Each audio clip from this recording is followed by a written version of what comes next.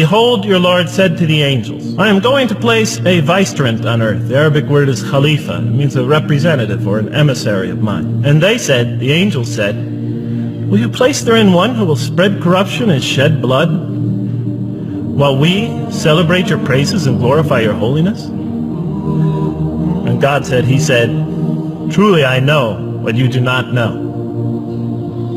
See, that's the verse that hooked me. That's the verse that caught my attention. That's the one that kept on making me read the story again and again and again. Because listen to the way it begins. Behold, your Lord said to the angels, I am going to place a representative of mine on earth, a vicegerent of mine, an emissary, one who acts on my behalf. I thought, that's not the way it goes. To be placing man on the earth in some positive role. You place man on earth as a punishment for his sin. Clearly I knew the author didn't quite get the point. But still, it was an amazing line. But then I come to the next line and it says, and the angels say, will you place therein one who will spread corruption and shed blood, while we celebrate your praises and glorify you? I looked at it again. I couldn't believe the question. I looked at that and I said, exactly. That would be my question. Why would you create this being, supposedly for some positive role, when he's capable of doing tremendous wrongdoing? When he could spread corruption and shed much blood? Why would you create this violent and pernicious creature when you could create angels? As the angels clearly say, well, we, the angels, celebrate your praises and glorify you. They were asking one of the most fundamental questions in the entire history of religion.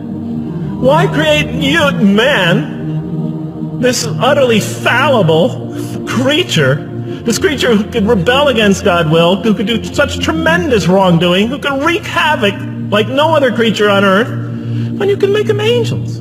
That whole question, everything that I ever thought, everything that I ever experienced, everything that I ever knew was in that question. Was as if the author took my life and wanted to pick out exactly the right question to humiliate me, to provoke me, to anger me.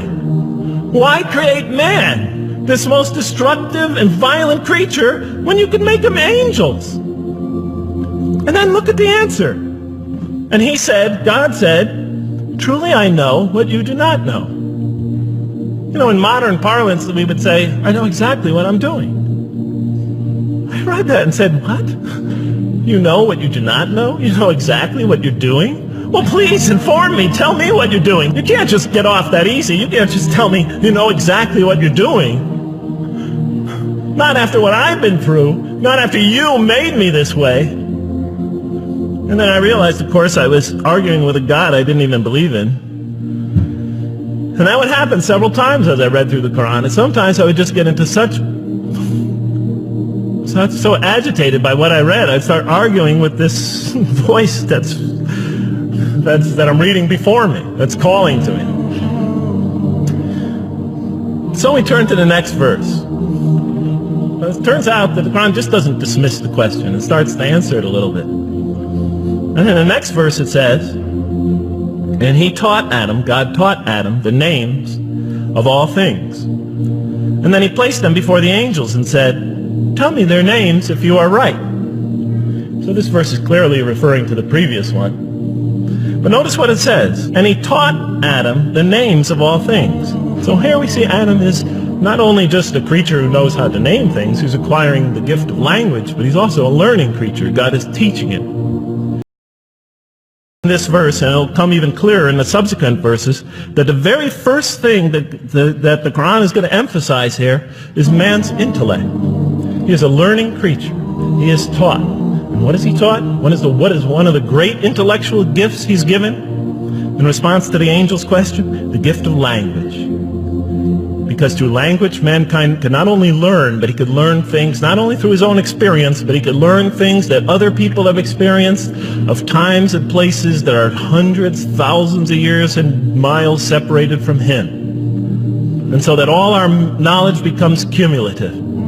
Every generation learning from the generation before it. I'm learning today from authors I read from other sides of the world that may have existed 2,000 years ago. And so we all contribute to our collective learning and knowledge. And so I'll see later in the Quran And the Quran will emphasize this again and again and again. Like in one verse it says, read in the name of your Lord who created a man out of a tiny creature that clings. Read, it commands the reader. For your Lord is most bountiful. Why is he most bountiful? What great gift did he give you? For he taught man the use of the pen, and through it taught him what he otherwise could not know. And he taught Adam the names of all things. And then he placed them before the angels and said, tell me their names if you are right.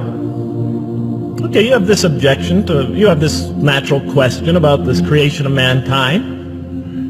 Here, this mankind is this human being, this human creature is a learning creature. He has many intellectual gifts. Here, I'm going to place these things before you. Tell me their names if you are right about man. And what did the angel say? Glory to you.